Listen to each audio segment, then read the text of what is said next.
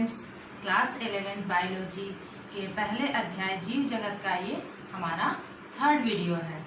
तो पहले के दो वीडियो में हम लोगों ने क्या पढ़ा था? पहले के दो वीडियो में हम लोगों ने सजीव निर्जीव के लक्षण, उनकी विशेषताएं और सजीवों के विभिन्न प्रकार के विशिष्ट लक्षण और उनका नामकरण, उनका पहचान, ये सब हम लोगों ने अभी तक के दो वीडियो में पढ़ चुका है। अब आगे इसी चैप्टर में हम लोग अब आगे पढ़ेंगे। तो इस चैप्टर के इस भाग में हम लोग को क्या पढ़ना है? वर्गीकरण के बारे में, वर्गीकरण क्लासिफिकेशन के बारे में पढ़ेंगे। जैसा कि हम लोग जानते हैं कि 1.7 से 1.8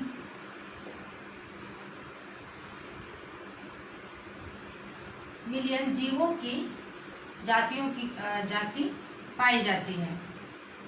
इतनी अधिक संख्या में जो जीव की जातियां पाई जाती हैं, क्या एक एक करके सबके बारे में अध्ययन करना संभव है? हम कहेंगे कि नहीं, क्योंकि इतने जातियों का अगर एक एक करके अध्ययन करेंगे तो हम नहीं कर पाएंगे। इसलिए इनके बारे में जानने के लिए जितनी भी जातियां हैं जीवों की, उनको हम अलग अलग वर्ग में विभाजित कर देते हैं, जिससे कि अलग अलग वर्ग में विभाजित करने से हमको क्या लाभ होता है कि अगर किसी एक वर्ग के बारे में हम अध्ययन करते हैं तो उस वर्ग में जितने भी जीव हैं सब के बारे में हमको जानकारी हो जाती है कि उन लोगों की क्या विशेषताएं हैं, क्या समानताएं हैं। तो कोई भी जीव 2 पैर पे चल रहा है, कोई 4 पैर पे चल रहा है, किसी में नोटोकॉर्ड पाया जाता है, कोई जल में रहता है, कोई स्थल में रहता है, कोई एम्फीबियस है, उभयचर है। तो इन सभी डिफरेंट तरह की विशेषताओं के आधार पर, समानताओं के आधार पर हम जीवों को अलग अलग वर्ग में विभाजित कर देते हैं। उस अलग अलग वर्ग में विभाजित करने से हमें ये लाभ होता है कि सिर्फ एक वर्ग का अध्ययन करने से हमें उस वर्ग के अंतर्गत जितने भी जीव हैं सब के बारे में हम अध्ययन कर लेते हैं। अब सवाल ये उठता है कि आखिर कितने वर्गों में विभाजित किया गया है? दूसरा हमारा है कि वर्गीकरण क्या है? तो वर्गीकरण की परिभाषा हम ऐसे देंगे कि जीवों को विभिन्न श्रेणी में श्रेणीबद्ध करने की प्रक्रिया को वर्गीकरण कहते हैं। जीवों की जितनी भी श्रेणियां हैं, जितने भी प्रकार हैं, उनको समानताओं के आधार पर हम उसको वर्गों में बांट देते हैं, श्रेणीबद्ध कर देते हैं। उसी प्रक्रिया को हम वर्गीकरण कहते हैं। अब ये वर्गीकरण कितने वर्गों में हम बांटा गया है? इनके हम 7 वर्ग में बांटते हैं। अब पहला वर्ग है हमारा जगत, किंगडम। दूसरा वर्ग है संघ, जिसे फाइलम या डिवीजन भी कहते हैं इंग्लिश में। तीसरा वर्ग है वर्ग, क्लास। चौथा है गण, जिसे इंग्लिश में ऑर्डर कहते हैं। पांचवा है कुल, जिसे इंग्लिश में फैमिली कहते हैं। छठा है वंश, जेनस। एंड सातवां है जाति, स्पीसीज। अब ये जितने भी वर्ग हैं सब वर्गों की अलग अलग विशेषताएं हैं, सब में समानताएं पाई जाती। समानताओं के आधार पर हम जीवों को इतने वर्ग में विभाजित कर देते हैं। अब हम देखते हैं कि ये जो हमारा जगत है ये सबसे उच्चतर वर्ग है, और ये जो जाति है, स्पीसीज जो है, ये सबसे निम्नतम वर्ग है। उच्चतर वर्ग जो है, तो हम जैसे जैसे अगर उच्चतर वर्ग की बात करते हैं तो उच्चतर वर्ग में जो है समानताएं बहुत ही कम पाई जाती हैं, और निम्नतम वर्ग में जो है समानताएं अधिक पाई जाती हैं। जैसे जैसे हम ऊपर से नीचे की ओर आएंगे, जैसे जगत, संघ, वर्ग, गण, कुल, वंश, जाति, ऊपर से नीचे की ओर आएंगे तो समानताएं बढ़ती चली जाती हैं, और अगर हम नीचे से ऊपर की ओर जाएंगे तो समानता जो है वो घटती चली जाएगी।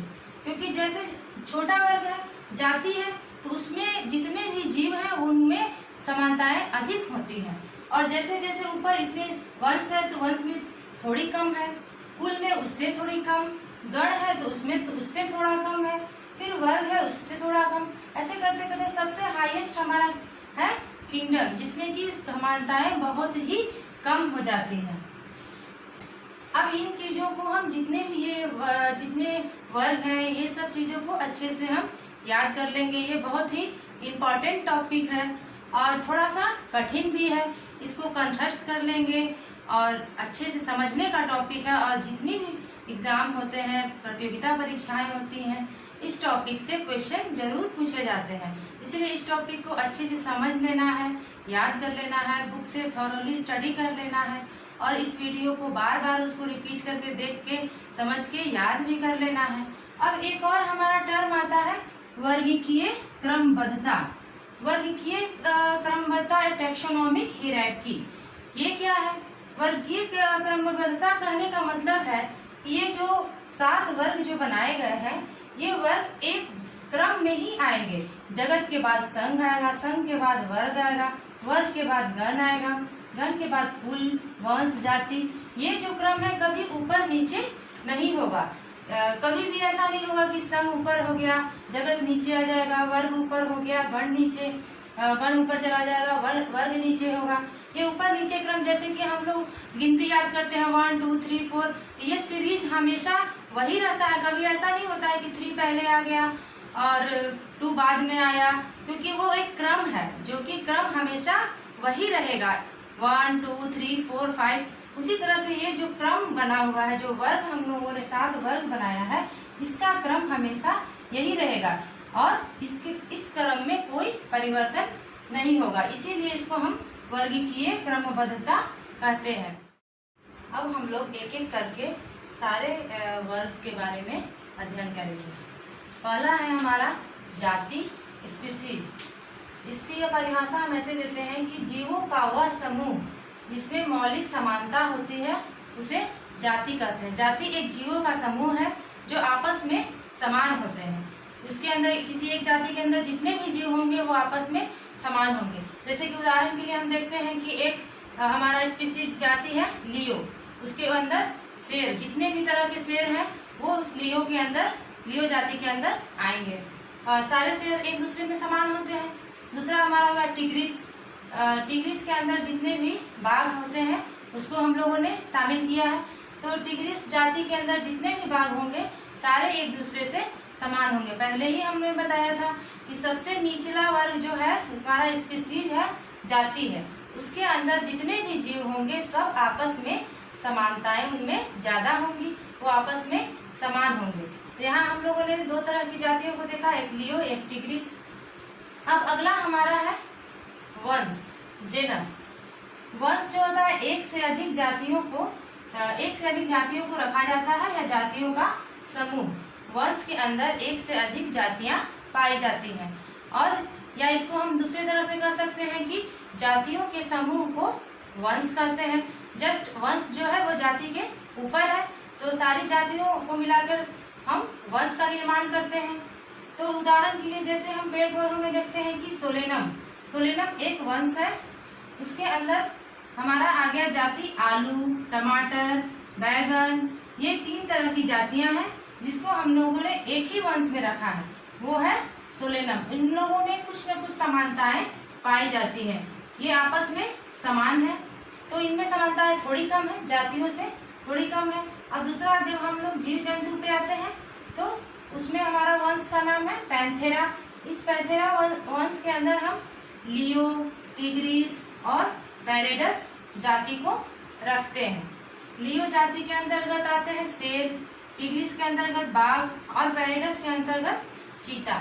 ये तीनों जो एनिमल्स हैं, तीनों जानवर हैं, उन लोगों में थोड़ी बहुत समानताएं पाई जाती है। देखने में शेर, बाघ, चीता सब थोड़े थोड़े एक जैसे ही लगते हैं, इसीलिए ये तीनों जो है ये एक ही वंश के हैं, वो है पैंथेरा वंश। और जातियां तीनों की अलग अलग हैं। जैसे कि इसको हम ऐसे समझ सकते हैं कि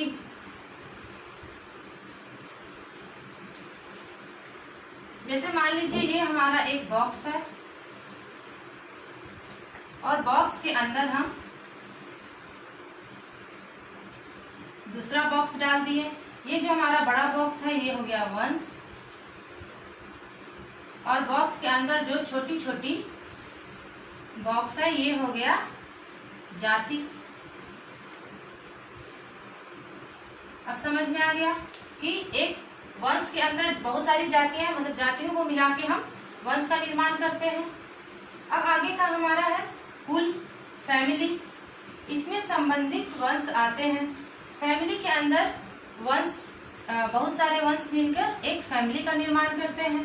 इसमें जैसे कि हम उदाहरण के लिए देखते हैं कि पेड़ पौधों में सोलेनेसी एक कुल का नाम है। सोलेनेसी, इस कुल में हम सोलेनम, पिटूनिया और धतूरा वंश को लेते हैं। ये तीनों वंश को मिलाकर एक सोलेनेसी कुल का निर्माण होता है। ये आपस में थोड़ी बहुत समानताएं इसमें पाई जाती हैं। अब हम अगर जंतु की बात करते हैं तो एक हमारा कुल है फेलिडी। इसके अंदर पैंथेरा और फेलिस वंश शामिल कर सकते हैं। पैंथेरा में लियो, टिग्रिस और पैरेडस आया और फेलिस में बिल्ली प्रजाति के जो भी जीव जंतु हैं वो पाए जाते हैं। तो इस तरह से हम एक कर सकते हैं कि कुल के अंदर वंश का समावेश होता है। जैसे कि ये हमने बनाया था, ये वंश, ये डब्बा जो बनाया था कि ऐसे इसको समझ सकते हैं कि ये कुल जो हुआ एक, उससे बड़ा डब्बा हो गया, उसके अंदर हो गया वंश, उससे छोटा डब्बा, उसके अंदर हम लोगों ने जाति को रख दिया। ये हो गया हमारा कुल, उसके अंदर हुआ वंश और वंश के अंदर जाति। इस तरह से हम इसको समझ सकते हैं। अगला है हमारा गण, ऑर्डर। गण में एक गण में एक से अधिक कुल पाए जाते हैं। इसको हम ऐसे भी कर सकते हैं कि कुल बहुत सारे कुल मिलकर एक गण का निर्माण करते हैं। जैसे उदाहरण के लिए पॉलीमोनियस गण के अंतर्गत सोलेनेसी, कन्वोलुलेसी ये कुल पाए जाते हैं। और अगला है हमारा, जैसे जंतु की बात करते हैं तो कार्निवोरा, जिसके अंतर्गत फेलिडी, कैनिडी ये कुल पाए जाते हैं। तो इस तरह से हम एक एक करके सारे टैक्सॉन के बारे में अध्ययन करेंगे। अगला है हमारा वर्ग, क्लास। एक से अधिक गण मिलकर क्लास का निर्माण करते हैं। जैसे कि इसका आपका हमारा उदाहरण हो गया मैमेलिया। मैमेलिया के अंतर्गत प्राइमेटा, कार्निवोरा पाया जाता है। प्राइमेटा में हमारे बंदर, गिब्बन ये सब एनिमल आ गए, और कार्निवोरा में वैसे एनिमल आते हैं जो कि मांस खाते हैं। उसके अंदर शेर, बाघ, चीता, बिल्ली ये सब आते हैं। तो वो हमारा क्लास हो गया मैमेलिया, उसके अंतर्गत ये गण पाए गए। अगला है हमारा संघ। संघ को फाइलम और डिवीजन इंग्लिश में बोलते हैं। अब फाइलम जो होता है वो एनिमल, जंतु के लिए यूज होता है, और डिवीजन जो है वो हम पेड़ पौधों के लिए यूज करते हैं। संघ को फाइलम और डिवीजन दोनों ही कहते हैं, परंतु ये चीज हमको याद कर लेना है। फाइलम, और ये क्वेश्चन आता है कि फाइलम कहाँ पे यूज होता है और डिवीजन कहाँ पे होता है। तो फाइलम जो होता है यूज होता है जीव जंतुओं के लिए, और डिवीजन जो है वो पेड़ पौधों के लिए यूज किया जाता है। तो एक से अधिक वर्ग को मिलाकर हम संघ का निर्माण करते हैं। अब पहले ही मैंने बताया था कि जैसे जैसे हम ऊपर की वर्ग की ओर, ऊपर की टैक्सॉन की तरफ जाएंगे, वैसे वैसे समानता घटती चली जाएगी। अब इधर समानता बहुत ही कम हो जाएगी। और इसे उदाहरण के लिए कॉर्डेटा, कॉर्डेटा संघ के अंतर्गत वैसे जीव जंतुओं को रखा जाता है जिसमें कि नोटोकॉर्ड पाया जाता है और डोर्सल हॉलो नर्व कॉर्ड पाया जाता है। नोटोकॉर्ड एक तरह की संरचना है, हमारे रीढ़ की हड्डी के पास पाई जाती है। वो नोटोकॉर्ड जिस एनिमल में पाया गया, जिस जीव जंतु में पाया गया, उस जीव जंतु को हम लोगों ने कॉर्डेटा संघ के अंतर्गत रखा है। ये नोटोकॉर्ड आपका फिश में, मछली में भी पाया जाता है, उभयचर में पाया जाता है, रिप्टाइल्स में पाया जाता है, बर्ड में पाया जाता है और ह्यूमन बीइंग में। तो इस तरह से ये कॉर्डेटा के अंदर जितने भी डोर्सल हॉलो नर्व कॉर्ड पाए जाते हैं या नोटोकॉर्ड, वो सभी जीव जंतुओं को हम लोग कॉर्डेटा में रखते हैं। अगला जगत है हमारा किंगडम। अगला हमारा है जगत, जिसको कि इंग्लिश में किंगडम कहते हैं। ये सबसे उच्चतर हमारा वर्ग है जिसमें कि समानताएं बिल्कुल ही कम पाई जाती हैं। इस किंगडम को हम लोग 5 भागों में बांटते हैं, या 5 तरह के किंगडम पाए जाते हैं। जैसे कि हो गया मोनेरा, प्रोटिस्टा, कवक, पादप तथा जंतु। ये मोनेरा, प्रोटिस्टा, कवक, पादप तथा जंतु हैं। ये इनके अंदर भी बहुत सारे संघ पाए जाते हैं। एक एक के अंदर, एक एक किंगडम के अंदर बहुत सारे संघ पाए जाते हैं। जैसे कि मान लीजिए कि जंतु के बारे में देखते हैं, तो जंतु के अंदर हम लोग को 11 तरह के संघ का अध्ययन करना है। तो 11 तरह के संघ है उसमें, जैसे कि हो गया हमारा पॉलीफेरा, सिलेंट्रेटा, ये सब आगे की उसमें पढ़ेंगे हम लोग चैप्टर में।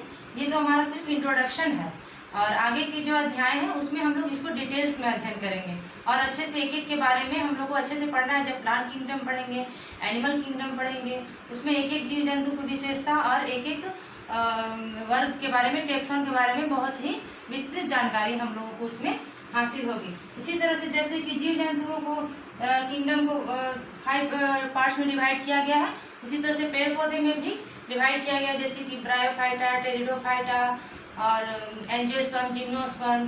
तो इस तरह से उसको 5 पार्ट्स में डिवाइड करते हैं। 5 तरह के किंगडम प्लांट में पाए जाते हैं। इस तरह से हमारा ये पहले अध्याय का ये पार्ट हमारा खत्म हुआ, और अगला पार्ट में हमारा एक चौथा वीडियो आएगा जिसमें कि हम इसी चैप्टर का आगे का भाग पढ़ेंगे। उसके लिए और उसके बाद वो चैप्टर ये लगभग खत्म ही हो जाना चाहिए। आज के लिए इतना ही, और आप लोग को ये क्लास कैसा लगा उसके लिए कमेंट जरूर लिखें, और बार बार इसको पढ़ें और समझें और अच्छे से इसको याद कर लें, क्योंकि ये टॉपिक बहुत ही इम्पोर्टेंट है। थोड़ा सा कठिन है इसको समझने का और याद करने की आवश्यकता है, लेकिन फिर भी इसमें मेहनत करने की जरूरत है। Thank you.